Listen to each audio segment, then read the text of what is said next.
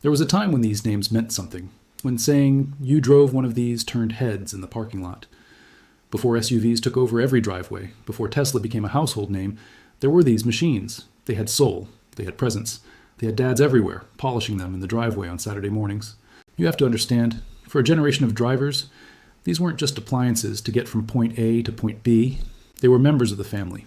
They were the backdrop of first dates, road trips across state lines, and the freedom of a Friday night with a full tank of gas. In this video, we're going back to the golden age of American and European automotive diversity to revisit 6 legendary car brands that once seemed unstoppable, that filled our roads and our memories, but eventually faded into history. If you grew up in the latter half of the 20th century, you knew exactly what Pontiac stood for. They didn't just build cars. As their legendary slogan went, we build excitement. And for decades, that wasn't just marketing fluff, it was the truth. Pontiac was the rebel in the General Motors family. While Chevrolet was for the everyman and Cadillac was for the country club set, Pontiac was for the driver who wanted to feel the road. It was the brand that brought us the split grille, the wide track stance, and an attitude that was undeniably aggressive. Think about the Pontiac GTO. When it hit the streets in 1964, it didn't just launch a model line, it birthed an entire era, the muscle car era. It was raw, loud, and unapologetic. Then there was the Firebird and the Trans Am. These cars had a visual language all their own. The screaming chicken decal on the hood wasn't subtle, and it wasn't meant to be. It was a statement. At its peak, Pontiac was the 3rd best-selling car brand in the United States. It held a market position that seemed unshakable. It was the excitement division, offering cars like the Grand Prix, which blended personal luxury with a cockpit-style interior that made you feel like a pilot. The dashboards were awash in red light, the buttons were plentiful, and the engines, especially those big V8s, had a rumble that you could feel in your chest. Pontiac's rise wasn't accidental. It was engineered by visionaries like Bunky Knudsen and John DeLorean. They took a brand that was, quite frankly, seen as a car for retired school teachers in the 1950s and injected it with high-octane adrenaline. They targeted the youth market before anyone else realized how powerful the youth market was. They understood that young people didn't want the same cars their parents drove. They wanted speed, they wanted style, and they wanted to be seen. Culturally, Pontiac became a titan. You cannot talk about 1970s cinema without talking about the black and gold Trans Am from Smokey and the Bandit. That movie didn't just feature the car, it made the car a character. Sales of the Trans Am skyrocketed after Burt Reynolds drove it across the screen. It became the ultimate symbol of 70s cool, T-tops off, CB radio on, outrunning the law. People loved Pontiacs because they offered performance that was accessible. You didn't need to be a millionaire to own a GTO or a Firebird. It was the working man's sports car, a democratized form of horsepower that allowed the average guy to feel like a king of the asphalt. But as with all great empires, the cracks began to show. The decline of Pontiac is a complex story, one that involves changing tastes and corporate dilution. As the years went on, the distinctiveness of Pontiac began to fade. In the 1990s and 2000s, General Motors began a heavy reliance on badge engineering, taking a single car platform and putting different badges on it for Chevy, Pontiac, and Buick. The unique Pontiac engines were gone, replaced by corporate powertrains. While cars like the Grand Am and the Grand Prix remained strong sellers, the excitement was becoming harder to find. Then came the missteps. We have to mention the Pontiac Aztek. While it was arguably ahead of its time as a crossover, its styling was widely criticized, damaging the brand's reputation for sleek design. But the real blow came with the financial crisis of 2008. GM was fighting for its survival and had to make impossibly hard choices.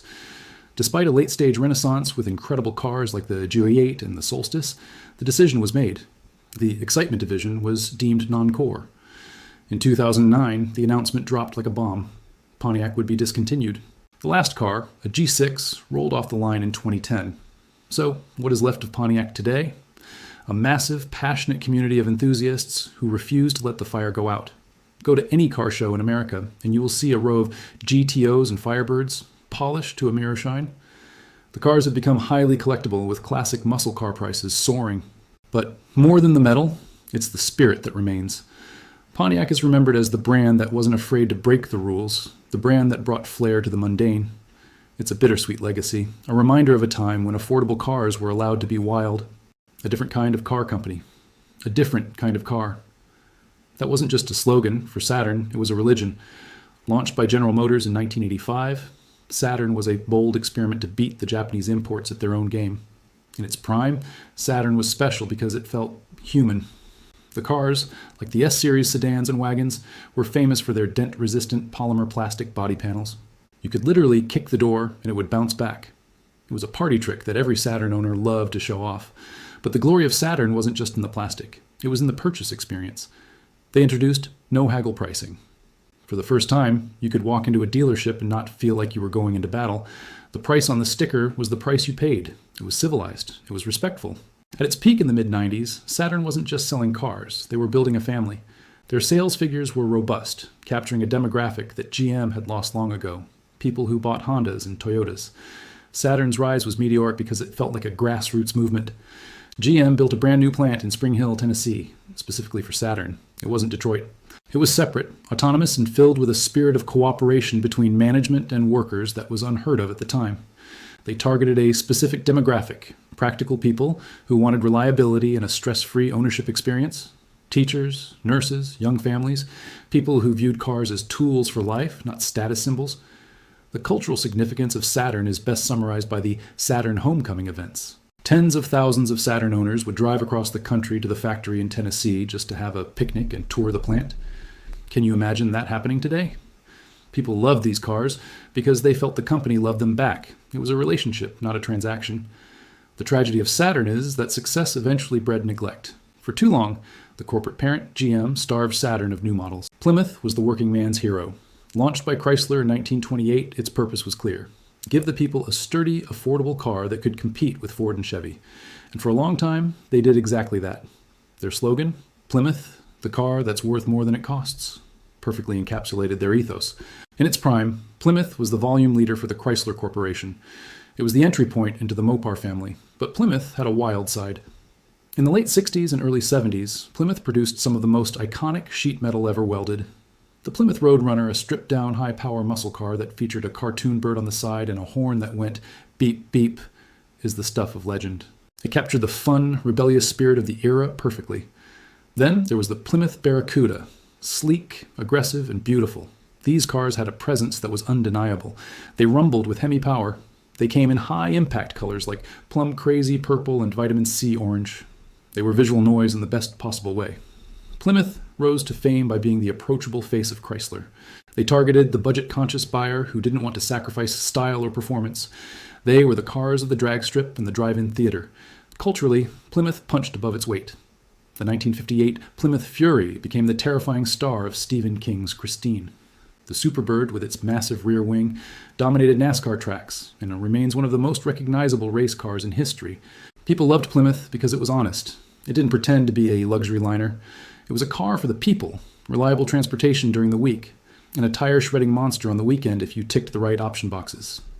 Plymouth's decline was a slow erosion. As Chrysler faced financial troubles in the 70s and 80s, the distinctiveness of Plymouth began to vanish.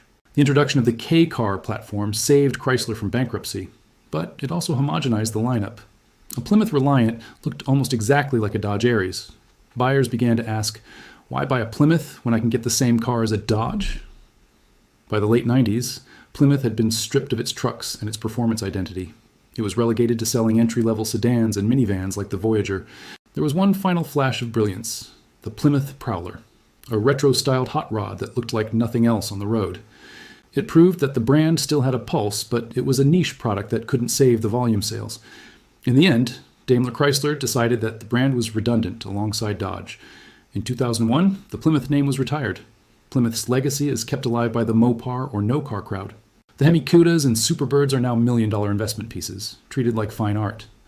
But beyond the auctions, Plymouth is remembered as the scrappy underdog. It was the brand that brought high performance to the high school parking lot. It's a bittersweet reflection on how a brand that was once one of the low-priced three eventually lost its place at the table. Mercury was the middle child of the Ford Motor Company, positioned intentionally between the utilitarian Ford and the luxurious Lincoln. Its job was to offer the man's car, a step up in status without the ostentation of a limousine. For decades, Mercury succeeded beautifully in this niche. Their cars had a distinct swagger, and the phrase, "at the sign of the cat," became iconic, referencing the Mercury Cougar. The Cougar, introduced in 1967, was Mercury's answer to the Mustang. But where the Mustang was a pony, the Cougar was a sophisticated predator. It had hidden headlights, sequential turn signals, and a ride that was more refined. It was the gentleman's muscle car. And we cannot forget the Grand Marquis. For years, this massive sedan was the ultimate expression of the American land yacht. It offered a ride quality that felt like floating on a cloud. It was a car that could eat up 500 miles of interstate without the driver breaking a sweat. It was spacious, quiet, and deeply comfortable. Mercury was founded by Edsel Ford in 1939 to fill a gaping hole in the market. Ford customers were graduating to more expensive cars, but they were leaving the family to buy Buicks or Oldsmobiles. Mercury was the answer. They targeted the rising professional, the middle manager, the successful salesman. Culturally, Mercury holds a special place in the world of custom cars. The 1949-51 Mercurys became the definitive lead sleds, chopped, lowered, and customized by legends like George Barris. If you saw the movie Rebel Without a Cause, James Dean drove a 49 Mercury. It was the ultimate symbol of 50s cool. People loved Mercury because it offered just a little bit more. More chrome, more sound insulation, more style. It was an attainable luxury. The beginning of the end for Mercury was a crisis of relevance. As time went on, the gap between a high-end Ford and a Lincoln narrowed. Fords got nicer, Lincolns got more accessible, and Mercury got squeezed in the middle. The brand suffered from a lack of unique product. In its final years, almost every Mercury was just a Ford with a different grille and slightly nicer taillights. The Mercury Milan was a Ford Fusion. The Mountaineer was a Ford Explorer. Buyers weren't fooled. They struggled to find a reason to pay the premium for the Mercury badge. There were attempts to revitalize the brand, like the return of the Marauder in the early 2000s. A big, black, fast sedan that enthusiasts loved, but it wasn't enough to move the needle on sales volume. In the wake of the 2008 financial crisis, Ford, under Alan Mulally, was shedding weight to survive. They sold Jaguar, Land Rover, Volvo, and Aston Martin. And they looked at Mercury and saw a redundancy. In 2010, Ford announced the end. The last Grand Marquis rolled off the line in early 2011. Mercury leaves behind a legacy of quiet competence and undeniable style. The Mercury Marauder remains a cult classic, a secret handshake among car guys who know what it is. The brand is remembered as the dignified choice. It wasn't the loudest car on the block, but it was often the best looking. It represents an era when the automotive ladder had more rungs, and climbing them meant something specific. And now, for something completely different. We crossed the Atlantic to Sweden to talk about Saab. If the other brands on this list were the popular kids in high school, Saab was the brilliant eccentric in the back of the class who ended up becoming an architect. Saab's slogan, born from jets, wasn't just marketing copy. The company literally started as an aircraft manufacturer, Svenska Aeroplan Aktiebolaget. This heritage bled into their cars in the most fascinating ways. In its glory days, specifically the 80s and 90s, Saab was the intellectual's choice. The Saab 900 Turbo was an icon of design. It looked like nothing else on the road. A deeply curved windshield, a sloping rear end, and a dashboard that wrapped around the driver like a cockpit. The sensory experience of a Saab was unique. The ignition key wasn't on the steering column. It was down in the center console between the seats, a safety feature to protect the driver's knees. The engines were pioneers of turbocharging, offering a distinct whoosh of power that was addictive. They felt solid, safe, and distinctly Swedish. Saab rose to fame by catering to a demographic that other car companies ignored, the nonconformists. They were bought by professors, architects, doctors, and creatives. People who wanted luxury and performance but found BMW too aggressive and Mercedes too stuffy. They built their reputation on safety and winter capability. A Saab was a tank in the snow. They invented headlight wipers. They pioneered active head restraints. Culturally, Saab was the car you bought to show that you thought differently. Before Apple made that a slogan, people loved them for their quirkiness. They loved the night panel button that blacked out the entire dashboard except for the speedometer to reduce eye strain at night, a direct lift from fighter jet technology. The beginning of the end for Saab is a tragic tale of corporate mishandling. In an attempt to expand, General Motors bought 50% of Saab in 1989, and the rest in 2000. The problem was that GM tried to force Saab into a round hole. They tried to make Saabs share parts with Opels and Subarus to save money. The Saab 92X was literally a Subaru Impreza with a Saab nose. The 97X was a Chevy Trailblazer. The loyal Saab fans revolted. They felt the quirkiness and the engineering purity were being diluted. The cars lost their distinct Swedish soul. Then came the financial crisis. GM cut Saab loose. The brand was sold to Spyker, a tiny Dutch supercar maker, in a desperate bid to save it. But the finances were too dire. Production stopped, started, and stopped again. In December 2011, Saab filed for bankruptcy. Saab's legacy is perhaps the most fiercely protected of all these brands. Saab owners are a tribe. There is a saying that Saab owners are different, and it's true. Today, there are clubs all over the world keeping these Swedish jets on the road. They are remembered as cars with a conscience, cars that prioritized logic and safety over fashion, and in doing so, became incredibly fashionable.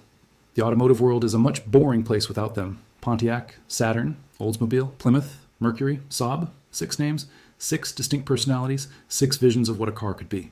When we look back at these brands, it's easy to talk about balance sheets and market shares, about bad mergers and economic downturns. But to reduce them to numbers is to miss the point entirely. These cars were the vessels of our lives. They were the silent witnesses to our arguments, our celebrations, and our quiet moments of reflection on the drive home from work. When we lost these brands, we lost more than just metal and rubber. We lost a diversity of thought. We lost the quirky, the bold, and the uniquely American and Swedish optimism that built them. The automotive landscape today is safer, cleaner, and more efficient. That is undeniable progress. But it is also more homogenized. There are fewer distinct voices in the chorus. But here is the beautiful thing about cars. They don't truly die as long as we keep them running. As long as there is a father teaching his son how to tune a carburetor on a Saturday morning, as long as there is a collector hunting for that perfect Saab turbo badge, these brands live on. They may no longer roll off assembly lines, but they still roll down memory lane. 6 names that will always mean something to those who remember.